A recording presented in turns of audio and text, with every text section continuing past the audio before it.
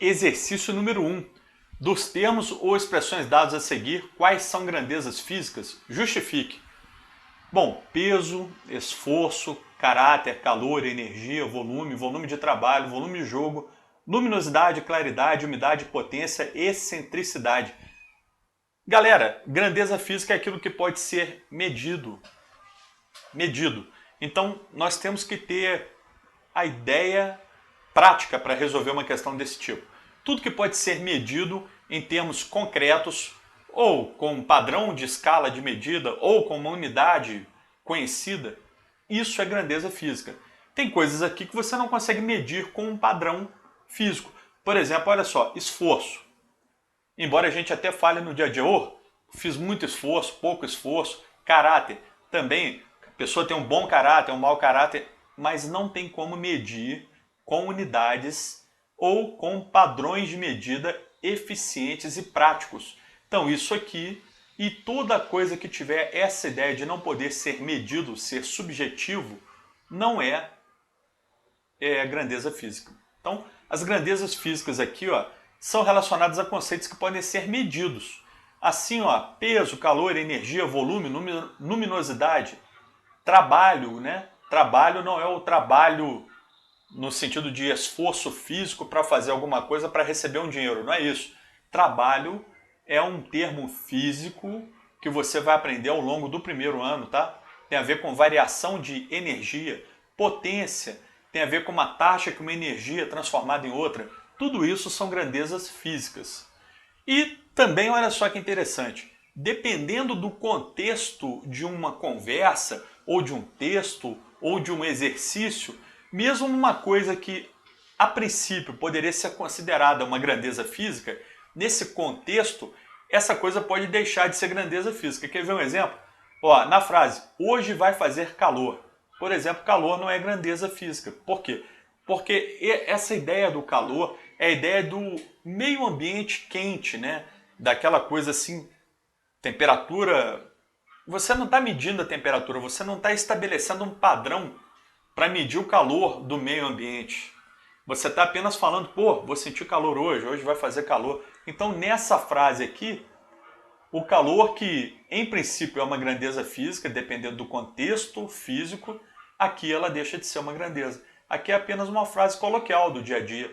Agora, num contexto físico, técnico, tecnológico, para você não ter erro, grandeza física é coisa que pode ser medida, utilizando um instrumento de medida, uma determinada escala e uma unidade correta. Número 2, veja a foto. Suponha, a foto bonita aqui de um veleiro, né? Aí suponha que a legenda da foto seja esta. São 4 horas da tarde, o tempo é bom e a temperatura agradável, 20 graus Celsius. O veleiro de meia tonelada desliza a 12 km por hora, graças ao vento que sopra de leste para oeste, com velocidade de 20 km por hora. Identifique quais são nessa legenda as grandezas físicas e entre elas quais são as escalares e as vetoriais. Justifique. Então, de novo, grandeza física é tudo aquilo que pode ser medido. Escalar é grandeza física que tem somente número e unidade. E ela é bem definida por isso. Grandeza física vetorial, ela precisa de módulo, que é um número, direção e sentido. Então, vamos dar a resposta. Olha só. Vou reler o texto, tá? São 4 horas da tarde, o tempo é bom e a temperatura é agradável. 20 graus Celsius, o veleiro de meia tonelada desliza a 12 km por hora, graças ao vento que sopra de leste para oeste com velocidade de 20 km por hora. Grandezas escalares, tempo, né? 4 horas. É definido apenas por um número e uma unidade. Temperatura, 20 graus Celsius. Massa, meia tonelada, 500 kg, tá? Grandezas vetoriais. Velocidade, que nesse texto aqui aparece como 12 km por hora e 20 km por hora. Velocidade do barco e 20 a velocidade do vento. A velocidade ela tem uma direção e tem um sentido. Se você supor, por exemplo, o mar horizontal, a velocidade desse barco num determinado instante poderia ser horizontal, isso é uma direção. Sentido, por exemplo, da esquerda para a direita, tá? Leste-oeste, norte-sul, etc.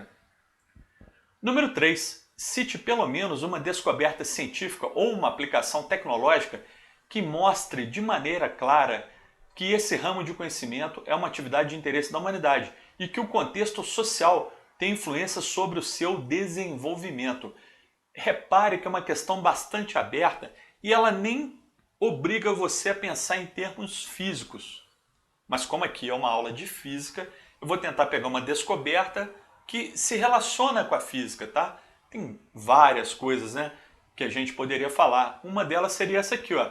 Satélites artificiais usados em comunicação, geradores de energia elétrica, produção de antibióticos, tudo isso são coisas, são descobertas, são desenvolvimento tecnológico que impactam diretamente na nossa vida. Até mesmo aqui, ó, colocamos antibióticos, que é mais relacionado com biologia, com medicina, mas para você ver que a produção industrial de um antibiótico ela está relacionada com o desenvolvimento físico que permitiu a instalação daquela indústria. Por exemplo, as indústrias hoje são altamente tecnológicas, tem até robô trabalhando em várias funções. Portanto, tudo isso aqui, ó, são desenvolvimentos de aplicações tecnológicas de coisas que a física vem pesquisando há centenas de anos. Continuando o texto, ó, não é difícil perceber que o desenvolvimento dos dispositivos ou dos produtos citados, entre outros, ocorreu em virtude de necessidades diversas de grupos sociais, de pressões econômicas e políticas e de interesses de determinados grupos. Falei isso aqui para você lembrar que a ciência ela é uma construção humana. Os seres humanos eles estão submetidos a diversas pressões sociais expostas aqui no texto e essas pressões elas levam a determinado desenvolvimento tecnológico. Por exemplo, durante uma guerra, como todo mundo já estudou aí, a Segunda Guerra Mundial, a humanidade, e especialmente, tristemente, a física, teve um desenvolvimento obrigatório no sentido de tentar derrotar os nazistas e os japoneses.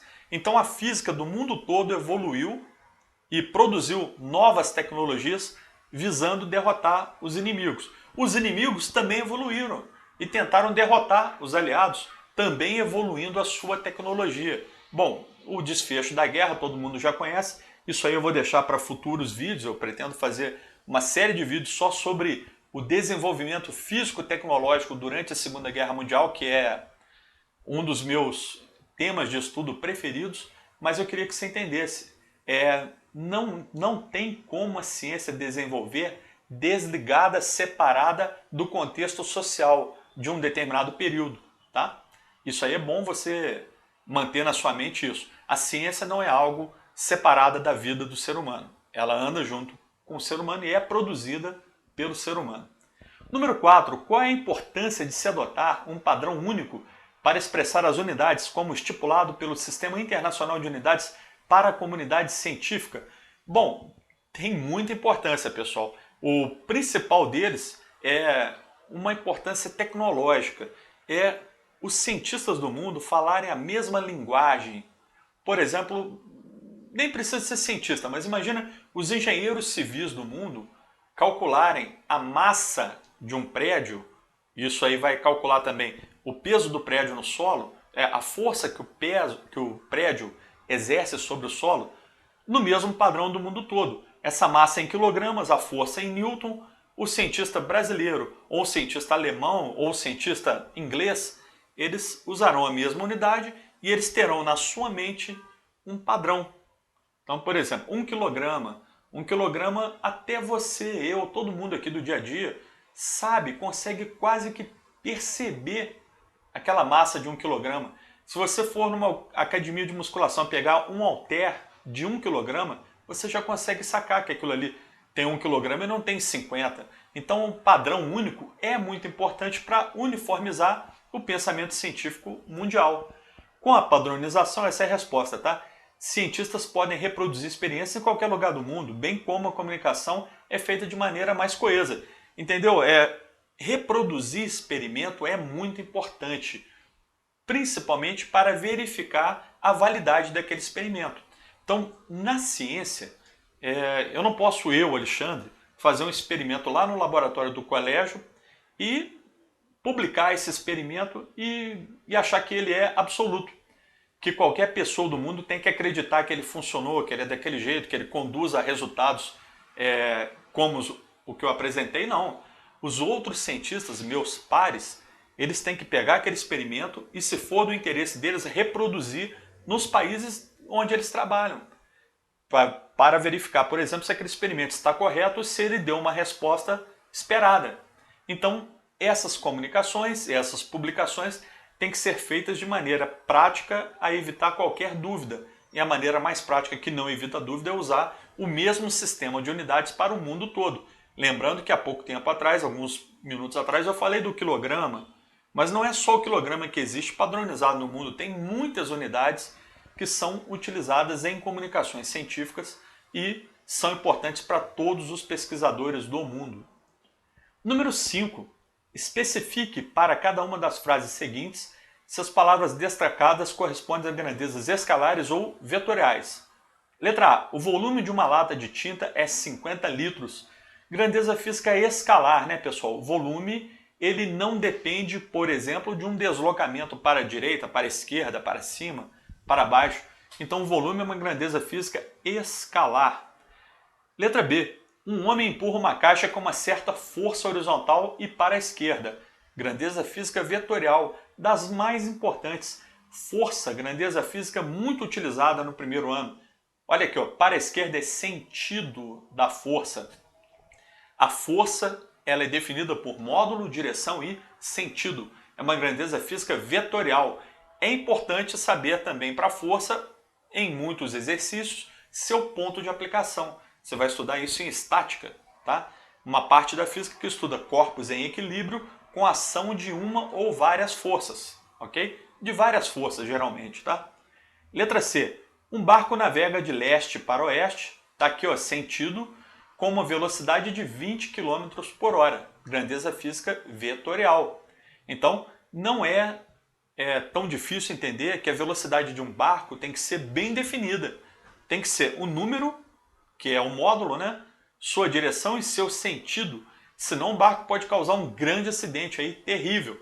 Se você olhar no YouTube, tem vários acidentes de barco atracando, ou seja, chegando ao porto com uma velocidade que não estava bem definida naquele momento. Então o barco chegou muito rápido ao porto, tocou o porto no ponto errado, quebrou tudo. Milhões e milhões de prejuízo, sem contar o risco para a vida, tá? Muito sério isso aqui. Então, grandezas físicas vetoriais ligadas a grandes meios de transporte são muito importantes. Então, força, velocidade, aceleração, etc. Letra D. Temperatura de um forno é de 250 graus Celsius. Grandeza física escalar, número e unidade. Vou dar um exemplo aqui bem bobo, mas é para você não esquecer. Se você pegar esse forno, 250 graus Celsius, colocar dentro de um elevador e subir até o 10º andar do seu prédio, essa temperatura continuará sendo definida como um número e uma unidade. O fato de você deslocar o forno subindo ou descendo de elevador não muda nada na grandeza física, ou seja, a direção e o sentido não importam para uma determinada temperatura. Em resumo, ela é uma grandeza física escalar. Está aqui a resposta. Volume escalar, temperatura escalar, força vetorial, velocidade vetorial. Número 6. A figura abaixo ilustra alguns barcos navegando em um lago. Os vetores representam as velocidades desses barcos. Letra A. Indique os barcos cujos vetores estão na mesma direção. Pessoal, direção é a reta que contém o vetor. Então, olha que interessante. O vetor A e o vetor C estão sobre a mesma reta. Uma reta, por exemplo, vamos supor, tá? Horizontal. A e C, horizontal. Direção, reta.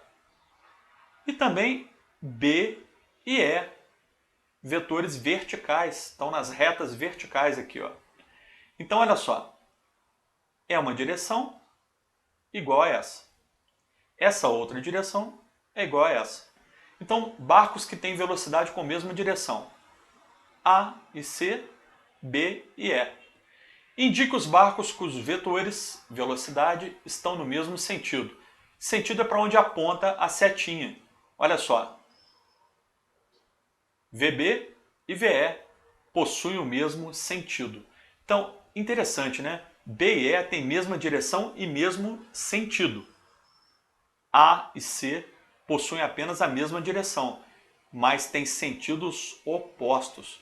E o D? O D está aí só para criar um mal-estar, né? Não é nada. Ele não é paralelo a nada, não tem mesmo sentido a nada, não possui mesma direção que nenhum outro barco, etc. Resposta, ó. Mesmas direções, né? A e C, B e E. A e C, B e E. Mesmo sentido, B e E. Número 7. A seta na figura abaixo representa o vetor velocidade do carro. O desenho foi feito de forma que 1 centímetro represente 20 km por hora. Isso é uma escala, né? Muito utilizada em desenho. Qual é o módulo, a direção e o sentido da velocidade do carro? Esse vetor aqui, se fosse feito num papel quadriculado, teria 3 centímetros. Cada centímetro, 20 km por hora. Então esse vetor aqui teria módulo igual a 60 km por hora. Ou seja, esse carrinho aqui estaria, num determinado instante, a 60 km por hora. Módulo. Módulo é o número que representa a velocidade. 60. Direção. Reta sul-norte ou reta norte-sul. Olha, essa reta aqui. A direção é a reta. É o caminho por onde isso aqui ocorre. No caso, você poderia considerar também uma direção horizontal, se fosse dado algum elemento no exercício que permitisse você falar que isso aí é horizontal. Tá? Uma reta sul-norte ou norte-sul. Sentido do sul para o norte. De novo, se eu considerasse isso aqui horizontal, poderia falar sentido da esquerda para a direita. Então, ó, direção é uma reta, sentido é a orientação da reta. Então vamos lá, módulo da velocidade, 3 vezes 20, 60 km por hora. Direção reta norte-sul ou sul-norte, tanto faz. Sentido, para onde a seta aponta. Aí, para você entender vetor direitinho, é bom você saber que ele tem uma origem e uma extremidade. Essa aqui é a origem e lá na ponta é a extremidade. Então, se você quiser dar direitinho a orientação desse vetor, a orientação é dada por esse segmento aqui, ó, sul-norte, tá? Da origem para a extremidade, sul-norte. Uma outra maneira de responder, se isso aqui fosse horizontal, seria direção horizontal, sentido da esquerda para a direita.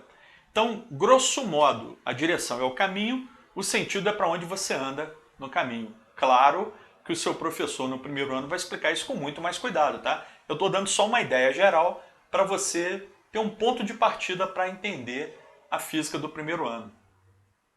Pessoal, por hoje é só. Muito obrigado pela atenção e até a próxima aula.